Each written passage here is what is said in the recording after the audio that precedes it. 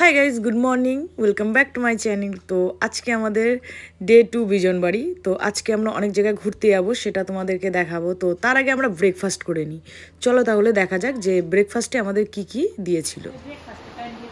আচ্ছা,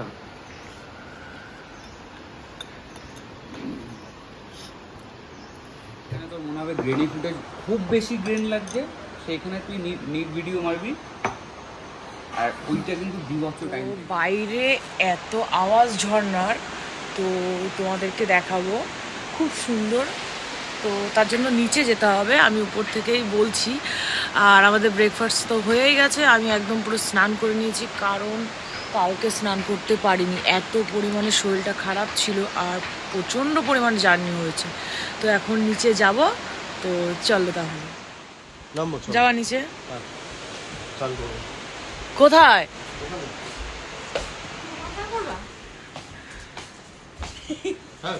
হ্যাঁ ভালো, ইভেন না ঝর্ণার জলে স্নান করলে অ্যাকচুয়ালি শরীরটাও ভালো হয়ে যাবে। তাই তুইও চল।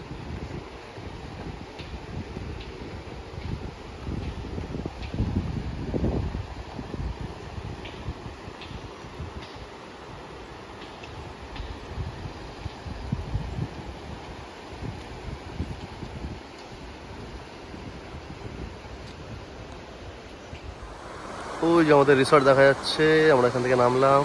আর এই যে আহা হা, আমি কালকেই ভাবছিলাম যে আজকে স্নান করবো এখানে, যাই হয়ে যাক, যতই শরীর খারাপ থাকুক। মানে এরকম একটা জায়গায় আছে, যদি স্নান না করি তাহলে লজ্জার ব্যাপার। ঠিক আছে,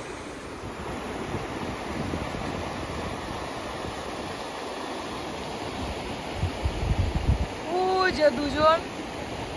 তো আমি এখন এই যে সঞ্জয় ট্র্যাক প্যান্ট আর এই যে মগ নিয়ে এখন যাচ্ছি নিচে, কারণ ঝর্ণার জলে সঞ্জয় বাবু স্নান করবে। তো নিচে যাচ্ছি এখন।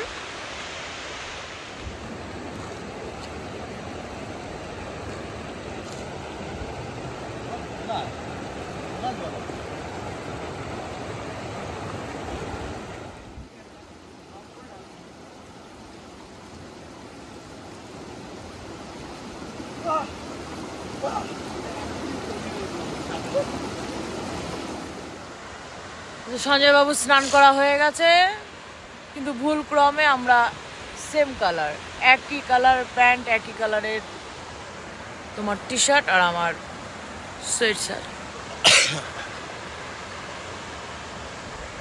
আমার তোমরাই দেখালো না, আচ্ছা। বডি দেখিয়ে ছেড়ে দিল।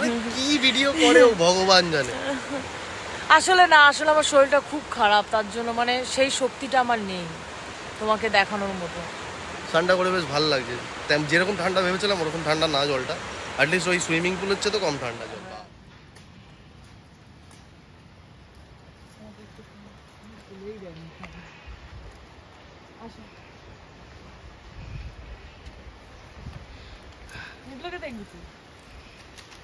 ব্রাউন কালারটা বেশি সুন্দর। যাবি তোরা? ঘুরতে দে, পুরো অ্যাংলো তাকাচ্ছে আবার।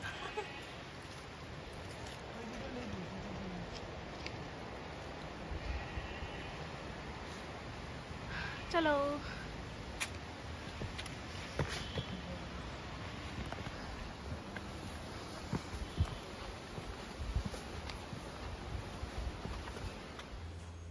তো লাঞ্চটা করে আমরা বেরিয়ে পড়েছিলাম দুটো বাইক নিয়ে সামনে জায়গাগুলো এক্সপ্লোর করতে। আর এখানে একটা খুব সুন্দর জায়গা রয়েছে, জামুনি ব্রিজ, যেখানে একটা খুব শিব মন্দিরও রয়েছে। তো চলো তাহলে তোমাদের জায়গাটা দেখানো যাক। মেয়েদের চশমা ভালো লাগছে।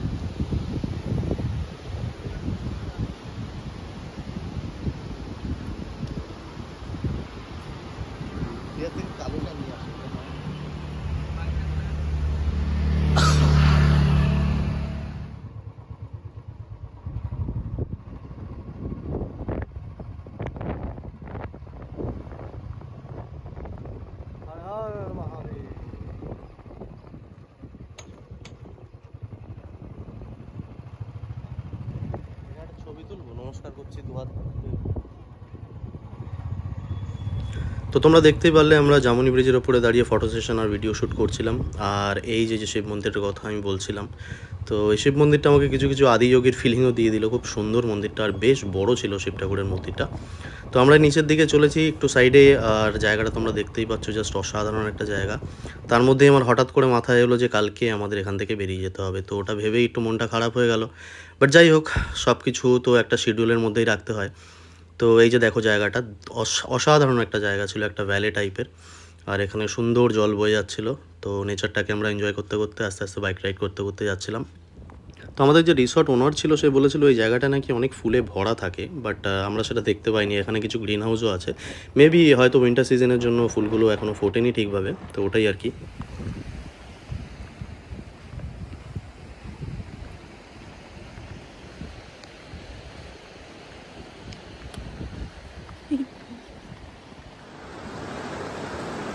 আমরা ওই ব্রিজটাতে ছিলাম, নিচে নামলাম, একটা সুন্দর জায়গা পেয়েছি, ভ্যালি টাইপের একটা।